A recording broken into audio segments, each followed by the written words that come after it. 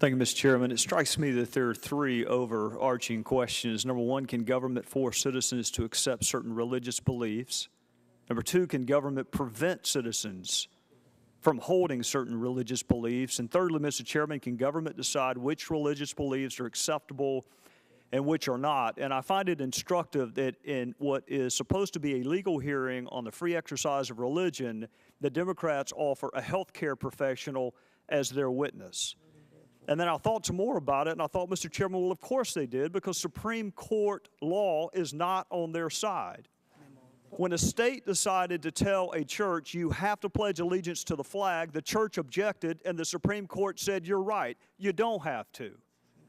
And when a state decided to tell a religious organization, you must display a license tag that has a certain phrase on it, the church objected, and the Supreme Court said, you're right, you don't have to.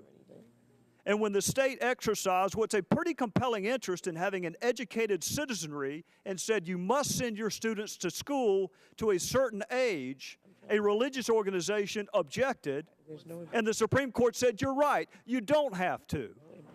And whether it's animal sacrifice, or whether it's working on Saturdays, or whether, heaven forbid, it is deciding who your ministers are, and the Supreme Court ruled 9-0, Mr. Chairman. Can you find me another case in this fragmented state of jurisprudence that we're in, a 9-0 case, that this administration overstepped its bounds because it tried to tell a church who it can hire, fire, and retain as a minister? This is a legal issue. And the administration will prevail if it can prove two things. Number one, that there's a compelling state interest in providing free contraceptive care to the contrary of people's religious beliefs. And you sit there and think, well, it is important, just like fighting obesity and stopping smoking and all the other things that I couldn't get Dr. Rosenstock to answer for me. It's important.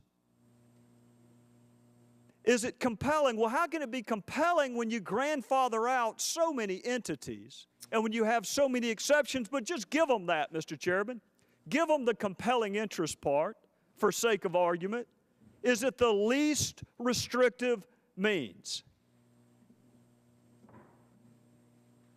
Mr. Chairman, if our colleagues on the other side of the aisle want to create within the penumbra of the Fourth Amendment a constitutional right to free contraception, let them pass a bill.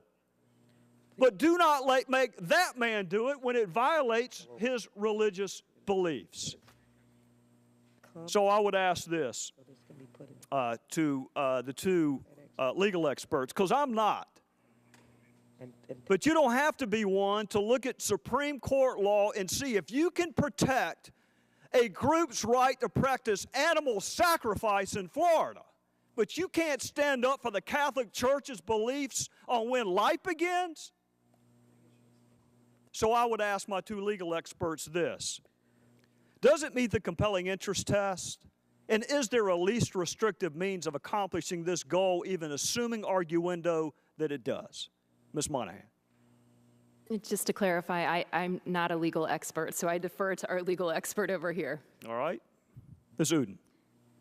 To answer your question in a nutshell, I mean, it's completely unconstitutional, and it does not satisfy the compelling government interest or the least intrusive means test. And tell us, in the 45 seconds I have remaining, why it doesn't meet the compelling interest test. Well, I mean, you have to understand what's constituted compelling government interest in the past. It's something like national security or preventing crimes.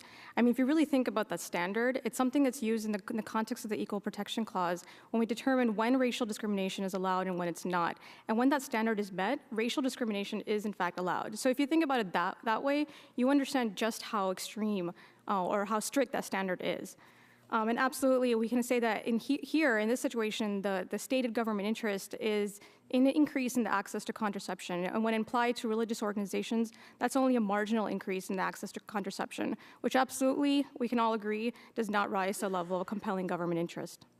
Well, I'm out of time, so I won't have a chance to ask you if the president can make people stop smoking, because that's in the overall health benefit of all of us, or whether they can make diabetics diet so all of our costs go down. I'll have to save that for another hearing. And hopefully the Democrats will invite a legal expert instead of a healthcare professional, Mr. Chairman, if we have another hearing. Well, Mr. Gowdy can be the chairman's lawyer anytime.